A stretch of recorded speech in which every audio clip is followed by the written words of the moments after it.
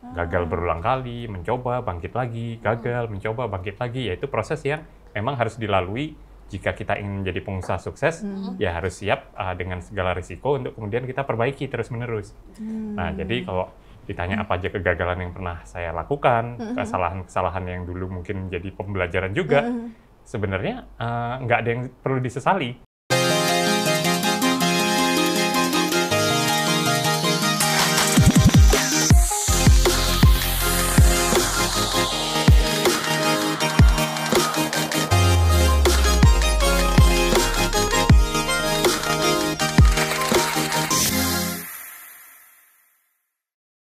Sis mau pesan makanan nggak? Aku mau pesan makanan nih. Boleh nih, udah makan siang juga kan? Udah. Ini kita mau pesan apa? Coba yang promo. Promo. Ini aja, kita kayaknya ngemil-ngemil dulu kali. Kebab aja yuk, kebab. Iya, boleh. Kebab apa? Baba Raffi lah. Oke, Baba Raffi. Iya. Tunggu itu dulu. paling enak soalnya. Sebenarnya tunggu dulu. Apa ada yang tuh? spesial. Apa? Nih, nanti boleh dipesan ya kebab Baba Raffinya ya. Ya, Oke. boleh. Jadi gini, kita ada undangan tamu yang luar biasa. Narasumber. Sumbernya kita datengin aja langsung CEO-nya. Waduh. Keren kan? Kita datengin langsung CEO. Hari ini? Hari ini langsung. Tapi teman-teman biar kita semakin semangat, jangan lupa juga follow Instagram dan subscribe YouTube kita apa Kak? Dikasih tahu official. Dan juga kita ini di-share juga di radio. Di radio ada 5 radio Liana. Apa aja? Di Jakarta, Jakarta, Bandung, Banten, Surabaya, ya. Bogor. Banyak ya. Bayang banget ya. Tapi kita disponsori sama apa sih hari ini Kak? Kita hari ini disponsori sama Leon Liana. Leon itu apa? Dia perusahaan perizinan. Jadi buat teman-teman yang mau ngurus legalitas perusahaan, bisa ke Leon ini. Kunjungi websitenya dan Instagramnya di Leon ID. Ya, www.leon.id. Oke, kita langsung undang narsum tapi pantun dulu. Aku contekan nih. Ada di skrip ya, Bang? Oh, nggak usah ini. Ada pantunnya, aku kasih tahu. Ke pasar beli ikan teri. Cakep. Waduh. Kedengaran suaranya.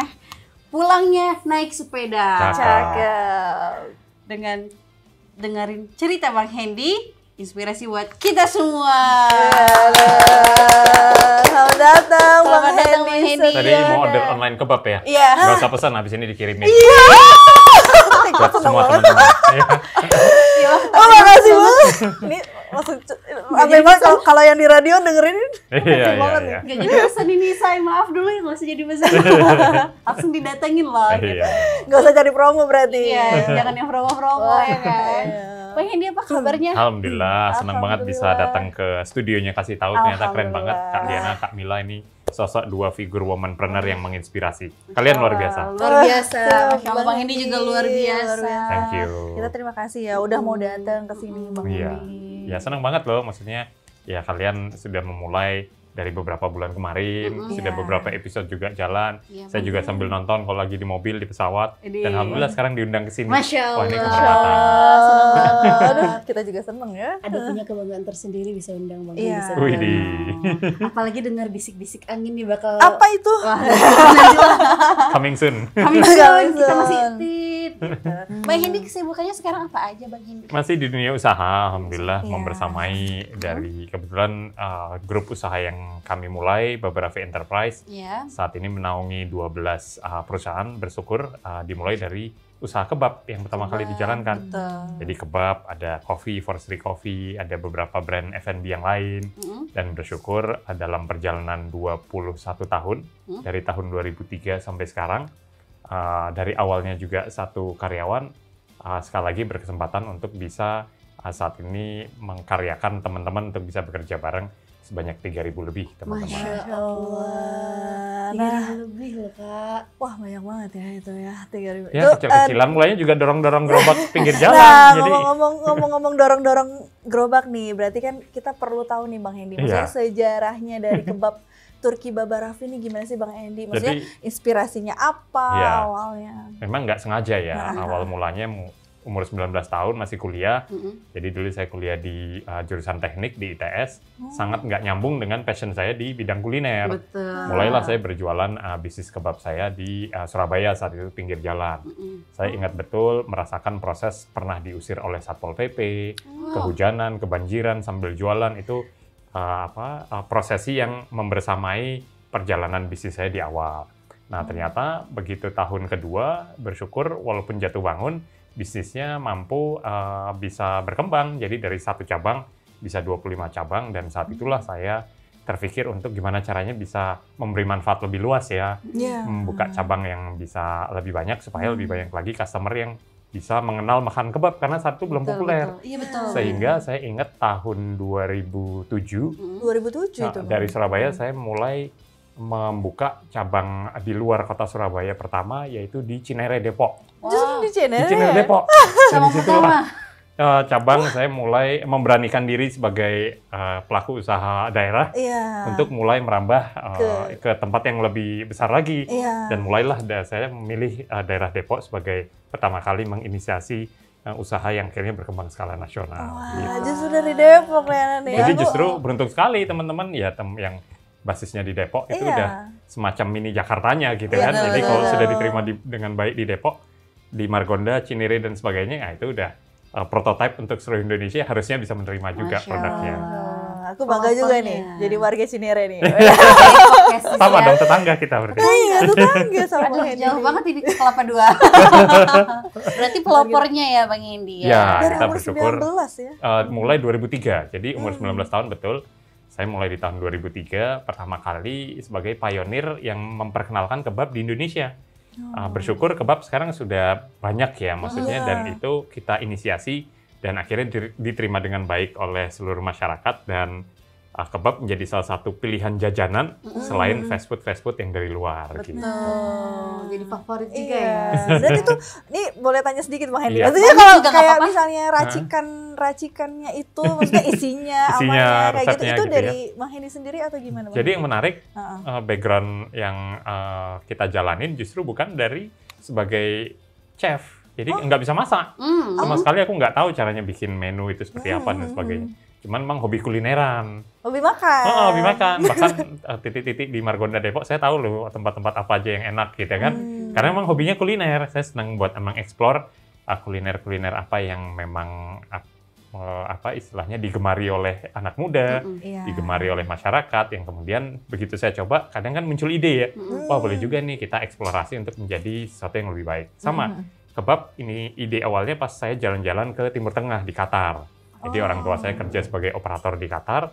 Saya membersamai beliau saat itu berkesempatan nyoba kebab, dan akhirnya mulailah ide untuk bikin kebab di Indonesia. Jadilah Baba-Raffi yang sekarang ini. Terinspirasi ya waktu ke Qatar ya. Ternyata kalau kita punya hobi makan juga punya peluang bisnis ya kalau pintar-pintar ya. Benar, karena Liana hobi makan kayaknya nih. Liana hobi ya? Enggak, dia hobinya cop-cop, makanya cocok jadi podcaster. Dia kan jadi host MC berbakat loh. Tahu aja. Bang Hendy, tapi itu kan semua proses itu nggak mudah Bang Hendy. Iya. Apalagi Bang Hendy di umur 19 tahun, tahun 2003 memulai bisnis yang namanya kebab dan nggak punya basic di bidang masak-masak ya. Tapi penasaran nih buat teman-teman yang di rumah, apa sih hambatan untuk bangun bisnis kebab ini? Pasti ya, karena kebanyakan dari kita anak muda memulai bisnis kebanyakan dari nol, dari sesuatu yang kecil. Bukan dari background bisnis. Keluarga juga bukan pengusaha, jadi ya sama kita perintis bukan pewaris gitu ya. Jadi harus fighter gitu kan, harus daya juang sendiri. Nah itulah yang kemudian menjadikan ya saat itu saya belum memiliki mentor lah bahasanya. Akhirnya masih tabrak sana tabrak sini. Gagal berulang kali, mencoba bangkit lagi, gagal, mencoba bangkit lagi. Yaitu proses yang memang harus dilalui jika kita ingin menjadi pengusaha sukses, ya harus siap dengan segala risiko untuk kemudian kita perbaiki terus-menerus. Nah, jadi kalau ditanya apa aja kegagalan yang pernah saya lakukan, kesalahan-kesalahan yang dulu mungkin menjadi pembelajaran juga, sebenarnya nggak ada yang perlu disesali. Karena itu bagian dari apa ya, oh besoknya kita tahu nih kalau kita mengambil langkah ini, nanti akibatnya seperti ini. Jadi saya ingat dulu, mungkin buat pengusaha pemula ya, penting buat merapikan administrasi keuangan bahkan di awal sekaligus. Betul. Karena namanya orang kita usaha, kadang kita fokusnya jualan. lupa nggak nyatet gitu kan. Ini kok berapa untungnya? Iya, uangnya banyak tapi kok nggak ada sisanya gitu kan. Ternyata lupa dipakai buat beli kebutuhan sehari-hari, beli rokok lah, beli inilah, beli itulah yang digabungkan dari uang usaha keseharian. Nah, inilah pentingnya kita memiliki financial literacy agar memisahkan keuangan usaha dengan keuangan kebutuhan pribadi. Sehingga kita bisa memiliki pembukaan yang tepat, termaksud dengan mencatat berapa penjualan yang terjadi setiap harinya. Bayangkan dulu cabangnya masih 1, masih 5 cabang, masih 10 cabang, mungkin masih gampang dikontrol sendiri. Tapi kok cabangnya ratusan, ribuan, wah ini gimana caranya gitu kan? Sehingga ya sudah perlu menggunakan teknologi, sudah perlu menggunakan solusi-solusi terkini agar segala bentuk penjualan bisa tercatat dengan baik dan kita bisa melakukan fungsi kontrol dari sistem tersebut gitu. Jadi ya by proses juga karena di awal-awal saya berbisnis belum ada pencatatan. Belum ada itu ya. Jadi sistem saya cuma sistem percaya doang gitu. ya namanya manusia ya kadang ya khilaf. Mungkin dia nggak niat dan sebagainya tapi karena ada kesempatan dan karena saya sebagai owner tidak melakukan fungsi kontrol saat itu jadi ya kesempatannya ada. Jadi kesalahan di saya. Nah, itu yang kemudian membersamai proses belajar tersebut, bahwa kalau mau sukses, mau berhasil, ya harus tidak hanya jago jualan, tapi juga harus memiliki manajemen yang baik, harus membentuk tim yang solid. Jadi saya ini benar-benar kagum dengan podcastnya Kasih Tahu yang begitu masuk, timnya luar biasa, ada belasan tim di sini yang membersamai Kasih Tahu podcast, sehingga ya wajar kalau kelak Kasih Tahu menjadi salah satu program podcast nomor 1 di Indonesia. Aduh, amin. Ya Allah. Investasi yang paling tepat dilakukan pengusaha pemula adalah investasi dari manajemen timnya. Jadi begitu kita sudah bentuk manajemen tim, sudah bentuk fundamental, sudah berikutnya tinggal gaspol aja. Berarti memang literasi keuangan itu ya Bang Hendy. Benar. Dan memang itu kalau Mila lihat ya Bang Hendy, memang itulah kekurangannya UMKM kita di literasi keuangan itu ya Bang Hendy. Benar-benar. Jadi satu sisi lain, misalnya saya mengambil contoh. Kebetulan saya kalau setiap kali membuka bisnis baru, brand baru, itu saya mengambil satu jalan di Depok, Jalan Margonda, sebagai prototipe untuk membangun bisnis.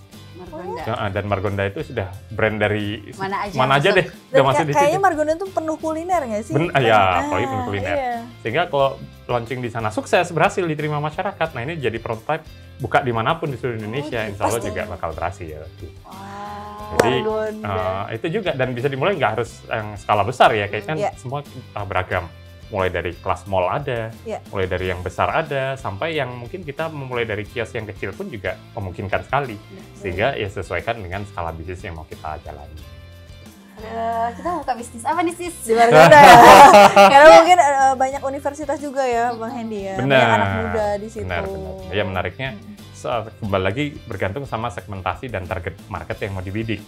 Jadi kalau berbicara tentang bisnis yang mau dijalani, misalnya teman-teman mau jalani bisnis nih, terlebih dahulu mengetahui, oh kita target pasarnya siapa ya? Apakah Gen Z, milenial, keluarga, strata ekonomi menengah, menengah atas, atau menengah bawah? Karena ini akan berbeda dalam penentuan harga jual, cara marketing, cara bersosial media gitu kan, untuk mempromosikan brand. Sehingga dari situ kita bisa menentukan dengan jelas siapa target market yang mau kita bidik. Nah, kalau sudah ditentukan, berikutnya tinggal gaspol aja. Gaspol aja. Memang harus ditentuin sih Liana dari awal ya Bang Hendy ya, business plan. Nanti pulang dari sini kita ke Margonda cari ruko kosong kali ya. Bikin apa? Kuliner? Kuliner ya. Kuliner. Ayo aku diajakin dong. Oh siap, Bang Hendy. Kita ajakin, berarti di belakang podcast ini kita harus banyak bisnis. Biasanya memang dealing-dealing itu setelah podcast sih. Gitu ya. Dengan partner kita. Memang insya Allah betul. Bener banget, karena memang namanya rezeki ya, itu berasal dari silaturahmi, networking. Banyak teman, banyak rezeki, banyak ngopi-ngopi, banyak rezeki gitu kan. Yang berfaedah gitu kan. Ngobrolin peluang bisnis, opportunity, dan sebagainya. Jadi banyak-banyak nongkrong yang produktif. Yang produktif. Nongkrong yang produktif. Jangan kayak duduk itu cuma gibah-gibah, nggak boleh. Sesekali. Sesekali. Jangan sering-sering tapi. Jangan sering-sering. Nanti nggak produktif ya. Biar update lah berita sana ya kan. Gimana sis? Nah ini Bang Hendy kan berarti kalau kebab Baba Raffi ini katanya udah mancanegara nih Bang Hendy. Alhamdulillah. Di 10 negara betul. Oh 10 negara. Iya, nah, 10 negara Liana. Nah itu di mana aja Bang Hendy? Iya, jadi mulai dari Indonesia tentunya, setelah itu tahun 2014, jadi 10 tahun yang lalu, kita pertama kali masuk ke negara Malaysia. Disusul ke Filipina, Brunei, Filipina, betul, terus Sri Lanka, India itu baru kita buka di pandemi kemarin. Justru pas pandemi kita ekspansi gitu ya. Walaupun memang ada beberapa negara yang terpaksa harus close karena pandemi. Di Belanda itu kita pernah membuka di Eropa. Dan itu ya salah satu legacy yang ingin kita bangun sebagai brand lokal asli Indonesia, ternyata tidak hanya bisa berkembang di dalam negeri, tapi gimana caranya bisa berkembang di luar. Tapi sebenarnya ya kalau berbicara usaha sendiri kan memang dinamis. Sebagai grup Baba Raffi Enterprise dituntut untuk bisa terus apa ya istilahnya memberi manfaat lebih luas, baik secara internal maupun eksternal. Jadi beberapa usaha yang memang dirasa sudah bagus, diperlukan ekspansi lebih besar lagi, tidak menutup kemungkinan masuk ke capital market untuk IPO gitu kan, untuk berkembang secara IPO. Tapi juga ada beberapa bisnis yang mungkin didesainnya sebagai bagian dari apa ya bahasanya kayak raja lokal gitu. Di satu daerah boleh tapi jadi rajanya, jadi top of mind. Harus dibangun nih Depok, apa nih misalnya kekuatan lokalnya, legacy yang bisa dibangun. Kok masih kesulitan buat menyebut, berarti ada peluang sebenarnya untuk kemudian mengisi kekosongan tersebut. Gitu. Ada peluang. Iya Bang Hendy ya. Berarti kita harus cari peluang ya Bang Hendy. Mungkin mau jualan belimbing karena kalau belimbing belimbing Baba Raffi. Pertama buka di Margonda Depok. Bisa dikolaborasikan, dibentuk jadi apa ya kan Bang Hendy. Pokoknya selanjutnya itu hebat banget ya, 10 negara Liana. Iya, itu mengelolanya. Makanya kan tadi yang penting manajemen keuangannya. Nanti kalau udah buka banyak malah keuangannya nggak beres, aduh pusing banget kita ya.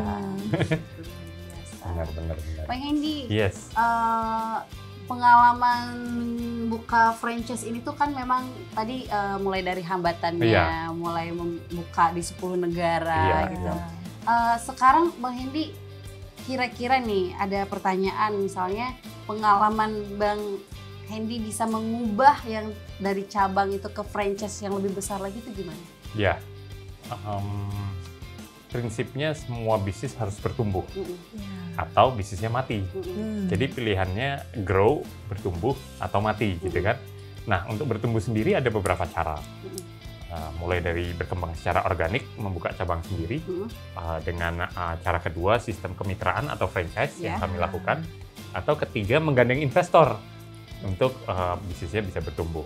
Nah, masing-masing cara ini punya plus dan minusnya masing-masing.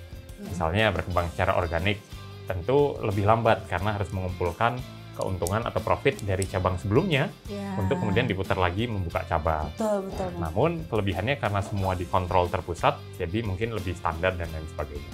Nah, sistem franchise atau kemitraan seperti yang dilakukan beberapa brand di Indonesia gitu ya, Alfamart, Indomart, kami dari Baba Raffi dan sebagainya, termasuk yang berkembang dengan sistem franchise. Kelemahannya juga ada, kalau nggak punya sistem kontrol yang baik juga bisa ambiar gitu kan. Tapi tentu secara permodalan dan risiko jadi terbagi. Nah, yang cara ketiga ini yang sedang musim nih. Apa tuh? Mengundang private equity, venture capital, investor masuk, sehingga kita pernah mendengar ada brand kopi yang jadi unicorn.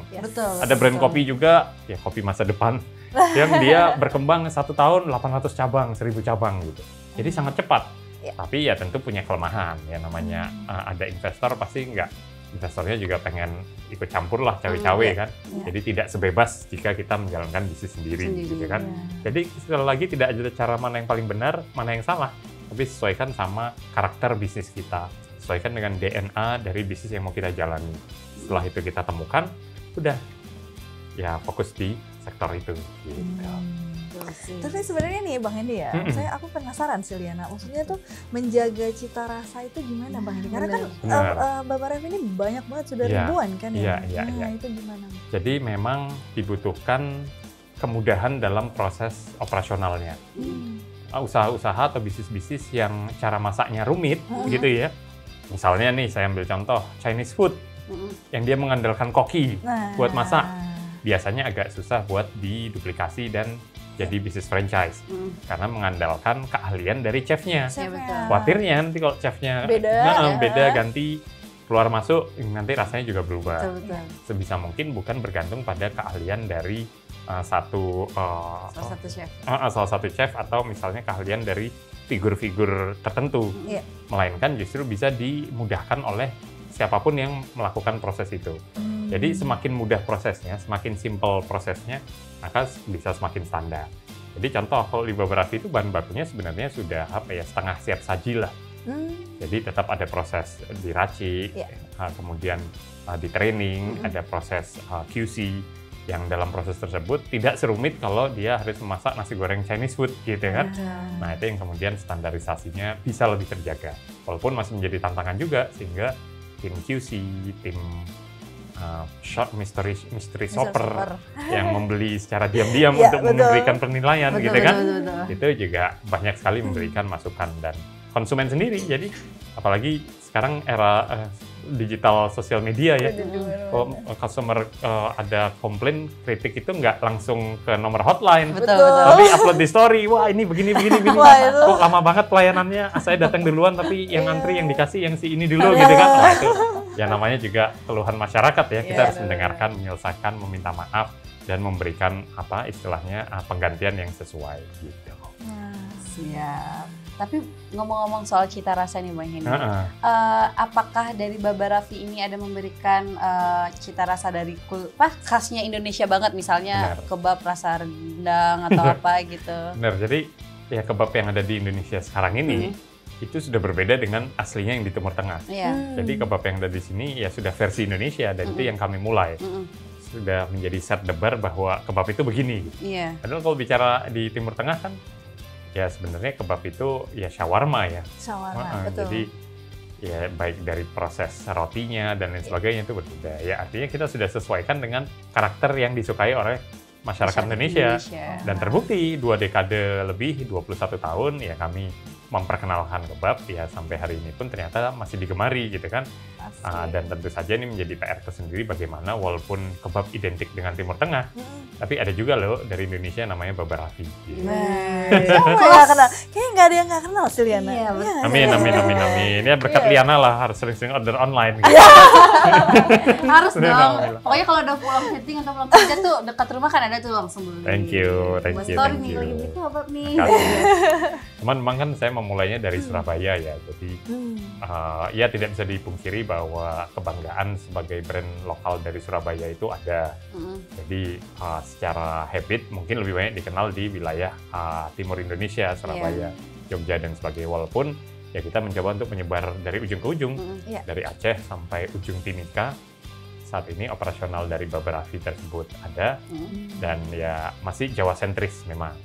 Ya harapannya ke depan ya kita sebagai pengusaha lokal mendukung program pemerintah. Jadi buka cabang di IKN teman-teman pelaku bisnis aircraft itu juga perlu juga. Saya mau. Tinggal di sana benar mau? Siapa tuh pindah dinas ke sana? Oh iya. Amin. Langsung mau. Podcastnya gimana? Oh iya. Aku kan bisa ganti. Bikin dong cabang sana. Ganti host. Kan podcast bisa dimanapun kan online tayangnya. Nanti aku yang terbang nih. Please ya sis, aduh Masya Allah. Nah ini balik lagi nih Bang Hendy. Nah kan kalau Baba Raffi ini ada nggak sih Bang Hendy hambatan mengubah franchise Baba Raffi ini menjadi perusahaan TBK gitu. Iya, tidak mudah ya. Salah satu subsidiary mungkin bukan yang langsung kita jalani ya, tapi subsidiary yang kita membersamai memang sudah melakukan proses tersebut, termasuk di beberapa perusahaan yang bukan di Baba Raffi-nya, tapi yang saya ikut terlibat juga sudah ada yang IPO, yang listing di market. Nah, itu kemudian menjadikan saya belajar bahwa good governance itu penting, satu. Dua, penting juga buat perusahaan yang masih skala kecil, skala UMKM, ingin membentuk perusahaan yang lebih profesional dari segi tata kelola, dari segi manajemen, dari segi pelaporan, sehingga transparan kan, harus transparan, memberikan laporan tiap 6 bulan dan sebagainya. Nah, sehingga dari situ penting sekali sebenarnya goal dari IPO itu apa. sejatinya pada saat perusahaan memutuskan buat listing, itu bukan akhir dari perjalanan bisnis. Misalnya udah IPO, udah selesai nih finish, enggak.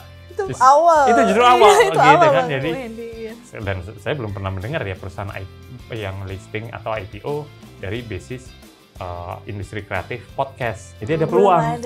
Podcast pertama yang go listing IPO kan. Nah, sehingga jadi lebih profesional. Yeah. Walaupun kemudian mendapat nilai tambah berupa permodalan yang bisa didapatkan dari capital market.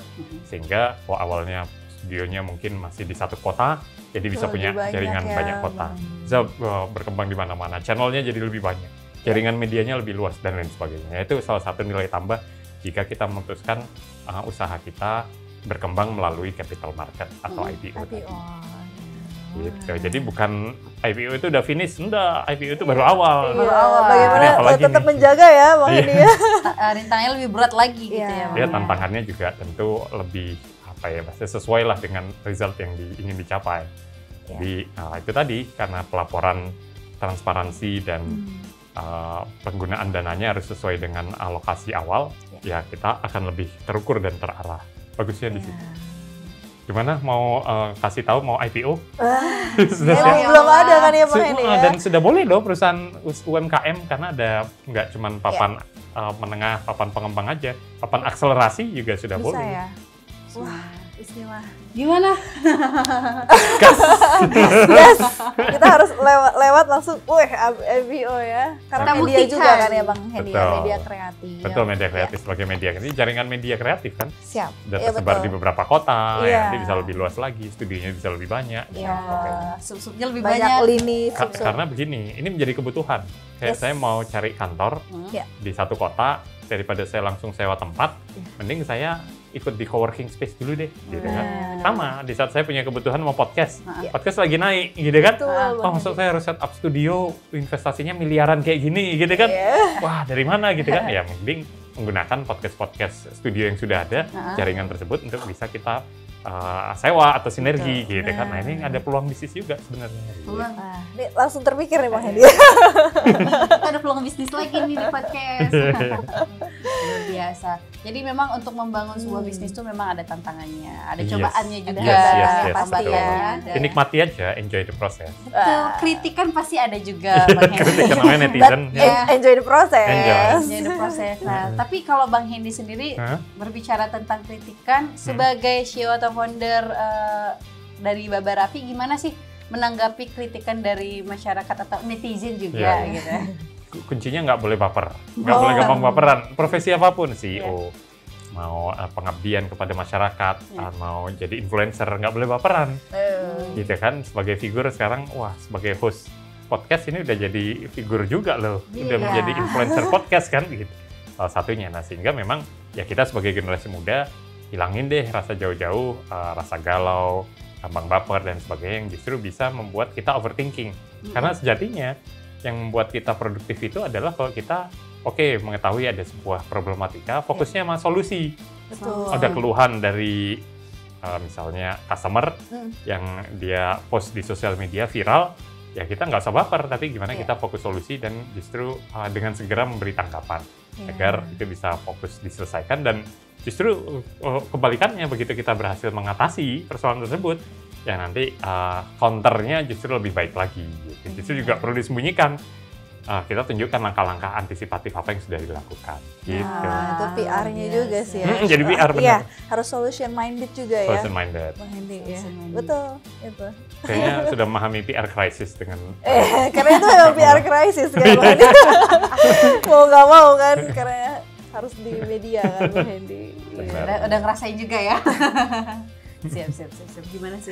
Nah ini kan Baba Raffi ini ya Bang Hendy ya. Ini kan mendapatkan penghargaan franchise terbaik 2022 oleh Asosiasi Franchise Indonesia. Nah ini tuh gimana Bang Hendy? Maksudnya ceritanya, kisah di balik itu? Ya tentu sebagai brand yang lahir 21 tahun yang lalu, bersama dengan beberapa brand skala nasional lain, ya saya sebut aja Indomart, Alfamart, Apotheka 24. Tentu tidak mudah buat kami bisa bertahan hingga sekarang. Karena memang sejatinya bisnis itu berdasarkan survei, 5 tahun pertama gagal 80%. Dan yang mampu bertahan di tahun ke-10 hanya sisa 4%. Sehingga tentu butuh benar-benar spirit daya juang pantang menyerah yang tinggi agar sebuah bisnis itu bisa bertahan multi dekade, tidak hanya 10 tahun, 20 tahun, tapi seterusnya. Nah, harapannya ini bisa menjadi legendaris, sebuah kebanggaan juga, terutama buat masyarakat Indonesia, bahwa mereka mengenal, ada brand-brand lokal Indonesia yang ternyata disukai masyarakat dan bahkan mampu berkembang skala global. Jadi tentu ini semacam kalau bicara penghargaan franchise, di satu sisi apresiasi, tentu kita berterima kasih, tapi di sisi lain jadi cambuk, gimana caranya supaya lebih bagus lagi gitu kan. Sustain gitu sustain dan bertumbuh gitu kan. Dan bertumbuh ini sebenarnya nggak hanya secara ekonomi, tapi nilai dampak lainnya, lapangan kerja yang lebih banyak. Dari sebelumnya hanya belasan karyawan, puluhan karyawan, jadi ratusan bahkan ribuan karyawan. Dari sebelumnya supplier, vendor, dan keluarga yang mendapatkan kehidupan yang baik dari mata rantai ini jadi semakin banyak. Dan customer-nya juga sama, yang awalnya menggemari kebab sebagai dikenalnya sebagai identitas makanan dari Timur Tengah, dari luar, menjadi ini juga brand Indonesia loh. Gitu. Indonesia banget sekarang. Jadi nggak apa-apa Liana, maksudnya jalani semua prosesnya step by step, karena memang nggak ada yang instan ya. Semuanya butuh proses. Malah proses itu yang akan membentuk karakter kita ya Bang. Benar. Jadi jalani semua prosesnya, small single step. Tapi hari ini harus lebih baik dari kemarin, dan besok harus lebih baik dari hari ini. Berbicara untuk besok nih Bang. Kenapa tuh besok? Besok hari apa ya? Besok hari Senin. Hari Senin. Bang Hendi, misalnya berbicara 5 tahun ke depan Bang Hendi. Bang Hendi, kalau misalnya posisinya udah 5 tahun ke depan, apa yang Bang Hendi bayangkan sama diri Bang Hendi? Bang Hendi ini menjadi sosok yang seperti apa sih? Artinya semua nawaitunya kan niatnya baik ya. Semua nawaitunya juga pengennya memberi impact yang lebih baik untuk semua, buat masyarakat, karyawan, dan sebagainya. 20 tahun saya mengabdi sebagai pelaku usaha. Artinya berkontribusi secara ekonomi baik kepada negara, masyarakat, seluruh karyawan, dan customer dan pelanggan juga. Artinya kalau memang kita nggak pernah tahu ya, semua kan jalur garis tangan yang sudah ditentukan takdirnya masing-masing. Tapi kalau kita berikhtiar melakukan yang terbaik di bidang kita, insya Allah semua akan terbuka. Persis seperti saya mulai bisnis di awal, pas 1 cabang, nggak pernah membayangkan sebelumnya bahwa akan menjadi ribuan cabang, berkembang di 10 negara, bahwa Baba Raffi Enterprise akan menaungi belasan perusahaan. Itu tidak pernah terbayangkan sama sekali. Tapi bahwa proses tersebut dinikmati, dijalani, enjoy the process, ngalami proses jatuh bangun, semua kita jadikan pembelajaran. Ternyata nyampe juga di sini kan, gitu. Sehingga mengalir aja Liana. Artinya kalau memang ada kesempatan seperti Liana melalui podcastnya memberikan pengabdian ke masyarakat melalui informasi podcast, kenapa tidak, gitu kan? Nah, sehingga berikutnya kita nggak pernah tahu ya, maksudnya jika memang buah pemikiran dari Liana, Mila, saya lakukan bisa memberi dampak lebih luas, kenapa tidak kan? Intinya kalau misalnya memang niatnya baik, tujuannya baik, kemungkinan itu pasti dimudahkan juga ya Bang Hendi. Tanamkan pemikiran-pemikiran yang positif. Tapi abis ini kita kulineran di Margonda yuk, kayaknya asik juga. Boleh. Kulineran, cari ruko kosong. Tetap ya. Udah ditargetkan nih. Kayaknya kemarin pulang terus ngelihat nih ada ruko kosong. Tapi bisnisnya udah mau waktu itu kan. Kan kita mau buat itu. Ada idenya. Banyak kita kalau ngobrol Bang Hendi ide. Gitu ya? Iya. Kita tuh kalau nelpon bisa sampai 3 jaman tuh. Iya. Tapi bukan gibah, nggak gibah. Betul-betul ngobrolin bisnis, ngulik ya. Gitu ini ya? lagi nih. Biasanya pilot talk sama pasangan, ini enggak ya? Ini malah kalau misalnya jam sampai jam 1, 2 kalau lagi gabutnya gitu loh Bang. Bahas. Banyak lah. Pasangan masing-masing nggak komplain tuh. Gitu. Aku sendiri, Mbak. Kalau Liana sendiri, kalau Kamila ada paling ngomongnya gini, siapa Liana lagi? Gitu aja Bang Hendi. Biasanya kalau sering ngobrol kan kita ketemu nih, kira-kira peluangnya, ide-ide apa. Paling tinggal dipersiapkan ya Bang Hendi. Betul. Bagus ya, memang itu berfaedah. Jadi memperbanyak silaturahmi, memperbanyak networking, ikut aja mumpung masih muda ya, organisasi, asosiasi atau himpunan bisnis pengusaha. Kita nggak pernah tahu bisa dapat kolaborasi peluang bisnis. Betul. Jodoh juga mungkin bisa dapat. Ada. Gitu kan? Jadi perbanyak silaturahmi. Perbanyak silaturahmi. Benar. Tapi Bang Hendy, ada yang ingin Diana tanyakan nih. Kira-kira dalam bisnis itu untuk partner nih ya, apakah cocok-cocokan atau gimana nih kalau menurut Bang Hendy? Tetap kayak cari jodoh juga. Jadi chemistry-nya mesti nyambung. Kalau ngobrol mesti nyambung. Kalau udah di atas 1 jam bisa ngobrol awet berarti cocok gitu. Apalagi 3 jam gitu kan. Itu yang pertama, jadi chemistry-nya harus nyambung karena ya nggak lepas dari berkomunikasi satu sama. Yang dua punya skill set atau keahlian yang bisa saling melengkapi. Misalnya yang satu keahliannya nilai tambahnya di sisi marketing, yang satu lagi manajemen atau di produksi. Itu satu sama lain bisa saling melengkapi gitu kan. Nah yang ketiga, visi misi dan goalnya juga harus sama. Jangan sampai yang satu udah 1 cabang aja cukup kok, gini aja enak gitu kan. Yang satu maunya sampai IPO gitu ya. Maunya sampai IPO. Nah ini harus dibicarakan juga kita maunya sampai mana nih. Karena kalau beda visi dan misi tentu akan berbeda dalam menentukan arah ke depan. Tapi di balik itu semua ya seperti orang nikah gitu kan. Ya ada perkenalannya, ada ta'arufnya, ada PDKT-nya, nanti cocok jodoh jadi deh. Gitu. Jadi deh. Aduh, Masya Allah. Berarti ini kalau berbicara tentang partner kita memang harus cocok-cocokan juga. Benar. Nggak hanya cuman ngajak-ngajak bisnis yuk nggak kayak gitu. Karena kan long term. Sekarang soalnya banyak nih, apalagi untuk pemula bisnis Bang Hendy. Kadang punya teman yang kira-kira menurut dia udah bestie banget, terus diajakin bisnis nggak jalan. Gitu kan banyak kasusnya kayak gitu ya Bang Hendy ya. Putus di tengah perjalanan seperti cinta kayak gitu kan. Cinta banget tuh. Gimana sis selanjutnya? Apa nih? Oh ya, selanjutnya gini Bang Hendy. Ini kan lagi ada tren yang viral nih, Bang Hendy, yang tentang kopi gerobak keliling. Oh iya. Nah, itu lagi viral kan. Itu lagi happening ya? Iya, lagi di Surabaya juga banyak tuh, di Depok juga ada nggak? Depok makin. Banyaknya di ini sih Bang Hendy, di Depok. Banyak banget. Oh banyak itu? Itu yang ada merek itu kan? Yang merah itu? Itu pink. Oh iya. Merah. Udah banyak, ada 3 udah banyak brand. Ya? Oh, yang kalau di perkantoran itu yang merah itu.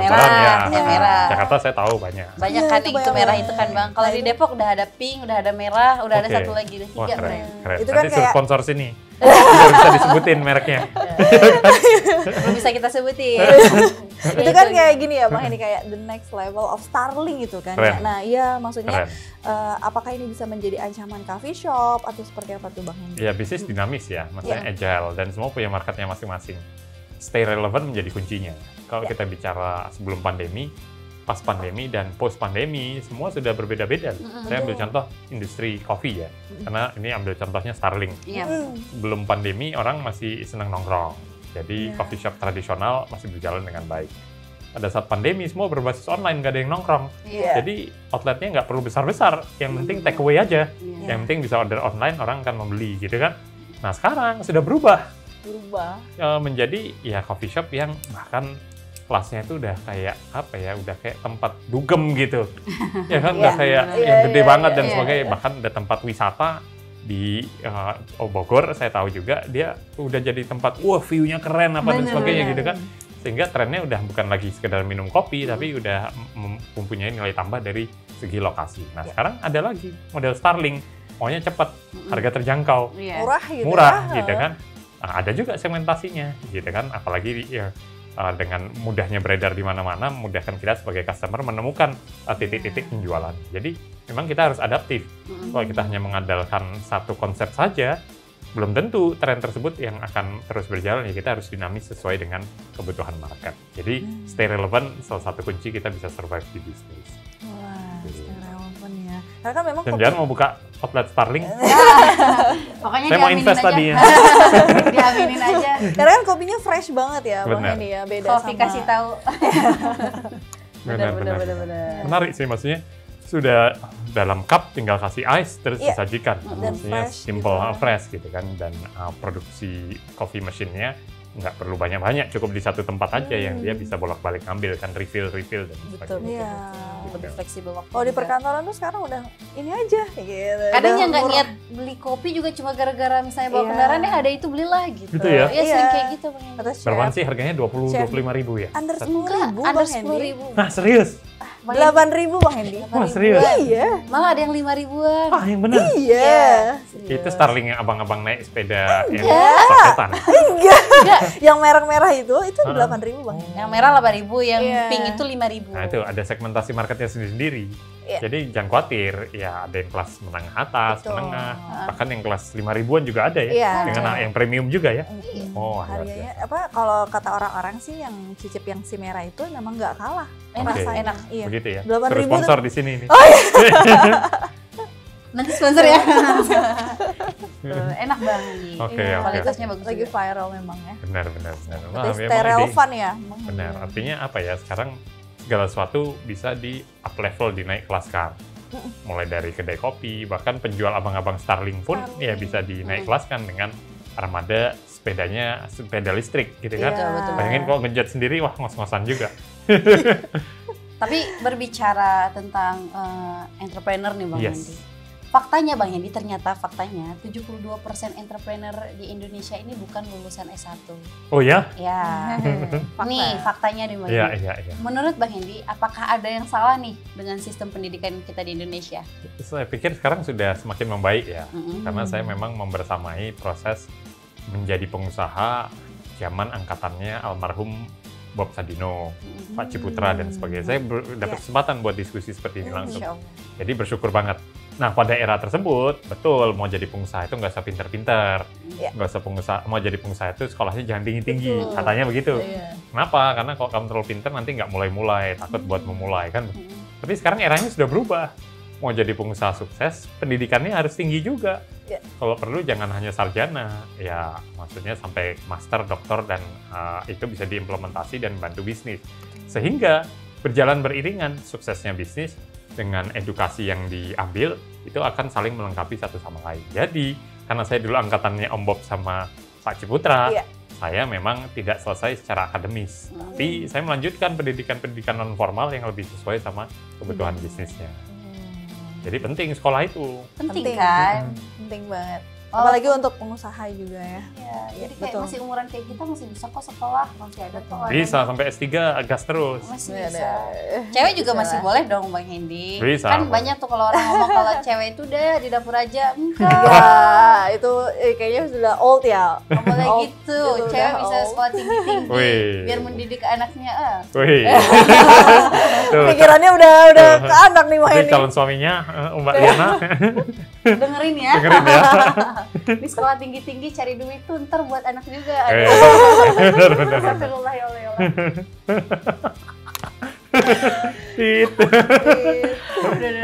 Oke. Kita lanjut ya ke pertanyaan cepat Liana. Pertanyaan cepat. Wih, apa ini? Apa nih? Waduh, aku jadi deg-degan nih, aku deg-degan. Bang Hendy jawabnya harus cepat. Contek dulu lah. Waduh.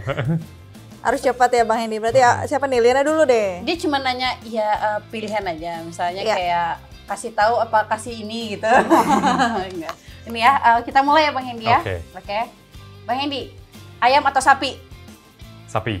Oke. Tambak ikan atau tambak udang? Tambak ikan karena aku jualan ikan. Gitu. Franchise atau perusahaan TBK? Franchise aja deh, banyak manfaatnya. Dengerin banyak manfaatnya. Berproses atau berpengalaman? Berproses dong, untuk menjadi berpengalaman. Itu tuh.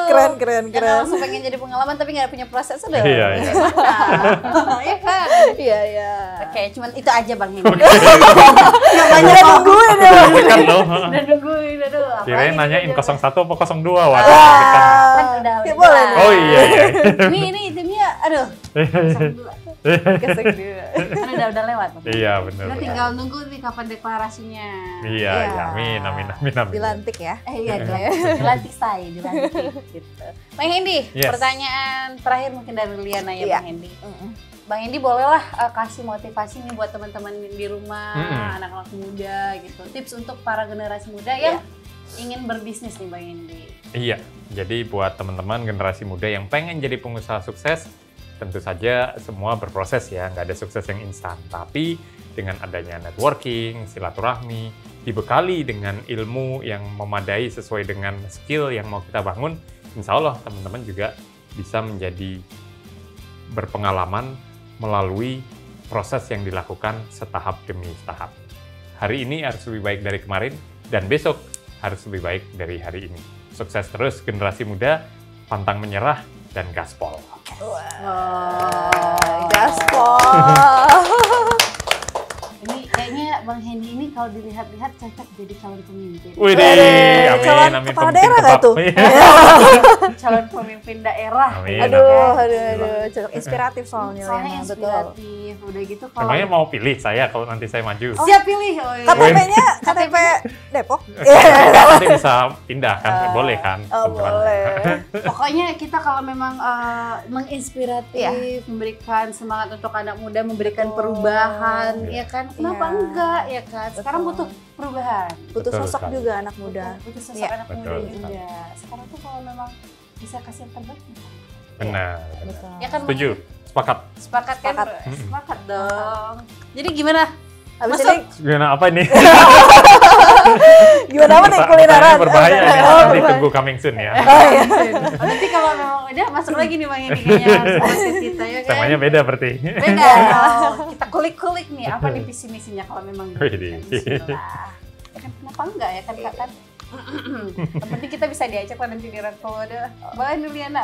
Boleh dong. Hari ini diajak kulineran dulu. Kulineran. Boleh, saya harus lebih mengenal kan. Iya kan. Depok tuh ini loh yang favorit ini loh.